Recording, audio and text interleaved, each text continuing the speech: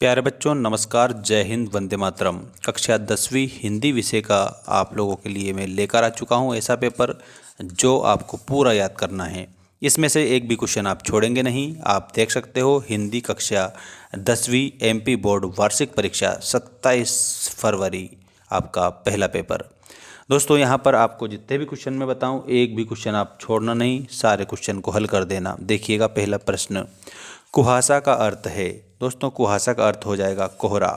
आप सभी को मैं बता देता हूँ, मेंस एजुकेशन ऐप को जल्दी से जल्दी आप जाकर डाउनलोड कर लीजिएगा सभी बच्चे, और उस पर हिंदी विषय का जो कोर्स है उसको बाय कर सकते हैं। जल्दी से जल्दी जाकर आप देख लीजिएगा।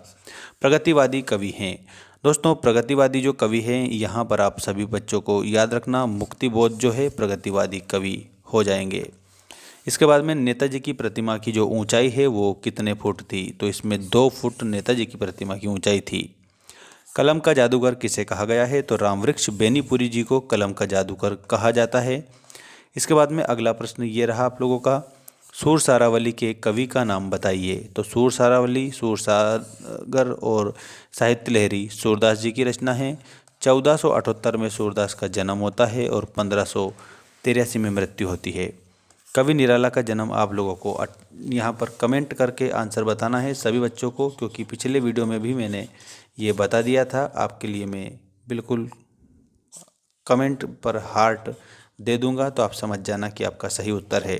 ठीक है, देखिएगा आधुनिक हिंदी कविता का प्रारंभ, ये रिक्त स्थान है आप लोगों के। आपको पूरा रिक्त स्थान कंप्लीट याद करना रहेगा, एक भी आप छोड़ेंगे बिल्कुल भी नहीं। आधुनिक हिंदी कविता का प्रारंभ सन 1900 से माना जाता है। अर्थ की दृष्टि से वाक्य के 8 प्रकार होते हैं। छंद के 2 प्रकार हैं, 2 भेद हैं। वल्लभाचार्य के यहाँ पर शिष्य सूरदास जी थे, मतलब कि सूरदास के गुरु कौन थे? वल्लभाचार्य। दोहा छंद की प्रथम और तृतीय पंक्ति में मात्रा होती है। ठीक है, तो पहली और तीसरी पंक्ति में 13-13 मात्राएं होती है। तो आप लोगों को यहाँ पर 13-13 बताना रहेगा सभी बच्चों को। इसके बाद में देखिएगा रस के अंग हैं। दोस्तों रस जो है इसके 4 अंग होते हैं, विभाव, अनुभाव, संचारी भाव और स्थायी भाव। तो आपको इसमें 4 बताना है सभी बच्चों को। इसके बाद में जोड़ी आ चुकी है आप लोगों की, देख सकते हो। ये जो जोड़ी है इसको पूरा कंप्लीट में बता रहा हूँ, आपको शुरुआत से लेकर के अंत तक पूरा बना रहना है और जोड़ी कंप्लीट याद भी रखनी है। ठीक है, देखिएगा यहाँ पर जोड़ी, संपूर्ण जोड़ी का आंसर ये रहा। यहाँ पर सबसे पहले 1 अंक दिया है, तो 1 अंक में आपको एकांकी लिखना है। चौपाई में आपको 16 मात्रा लिखना है। और इसके बाद रिसाई का मतलब होता है क्रोध करना। मैथिली शरण गुप्त, तो यहाँ पर आप लोगों को मैं कंप्लीट बता देता हूँ मैथिली शरण गुप्त के रूप में। दोस्तों यहाँ पर पंचवटी मैथिली शरण गुप्त की रचना है।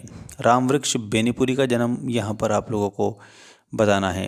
ठीक है, रामवृक्ष बेनीपुरी से रिलेटेड बात जल्दी से आप कमेंट याद रखेंगे। यहाँ पर मुजफ्फरपुर। ठीक है, शिव पूजन सहाय के आगे आपको माता का अंचल याद रखना रहेगा। ठीक है, माता का अंचल, शिव पूजन सहाय। यहाँ अगर नाटक दिया है तो नाटक दोस्तों दृश्य काव्य में आता है। और मेला आंचल दिया है तो ये फणीश्वर नाथ रेणु की रचना है, फणीश्वर नाथ रेणु। और कामयानी दोस्तों जयशंकर प्रसाद की रचना है। ठीक है, कामयानी जयशंकर प्रसाद। इस तरीके से आप पूरा इसको कंप्लीट याद रखेंगे।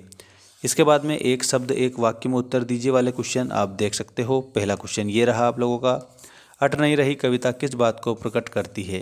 जल्दी से जल्दी आप कमेंट करके आंसर करेंगे जितने भी लाइव हमारे साथ जुड़ रहे हैं। तो यहाँ पर आप लोगों को याद रखना है, फागुन की जो सुंदरता है उसको प्रकट करती है। ठीक है, कवि नागार्जुन का मूल नाम वैद्यनाथ मिश्र। आपको इसमें आंसर बताना रहेगा सभी बच्चों को, वैद्यनाथ मिश्र करेक्ट उत्तर हो जाएगा। निराला रचनावली में कितने खंड है? तो इसमें निराला रचनावली में खंड आपको बताना है। रामचरितमानस का मुख्य छंद चौपाई छंद आप लोगों को इसमें बता देना रहेगा सभी बच्चों को। और विनय पत्रिका की रचना किस भाषा में हुई? तो इसमें आपको ब्रिज भाषा के रूप में आंसर करना रहेगा सभी को। कामयानी किसकी रचना है? तो इसमें आपको जयशंकर प्रसाद बताना है। कामयानी की रचना जयशंकर प्रसाद जी ने की है। कामयानी, लहर, आंसू, झरना, ये सभी रचनाएं जयशंकर प्रसाद जी की रचनाएं हैं। जयशंकर प्रसाद दोस्तों आपको मैंने पहले भी बताया था, ये छायावाद के कवि हैं। ठीक है, देखिएगा यहाँ आपके सत्य असत्य, पर्वतीय सुंदरता मन को नहीं भाती है, ये गलत है। इन संस्मरण में कल्पना तत्व की प्रधानता होती है, तो इसमें आपको असत्य बताना है। ठीक है। हिंदी का प्रथम उपन्यास परीक्षा गुरु को माना गया है, ये बात सही है। कहानी के 6 तत्व होते हैं, ये भी सही है। श्री कृष्ण ने गोपियों को समझाने उद्धव को भेजा, ये भी आपका सही है। बिस्मिल्लाह खां हिंदू मुस्लिम एकता के समर्थक थे, ये भी सही हो जाएगा आप सभी का आंसर।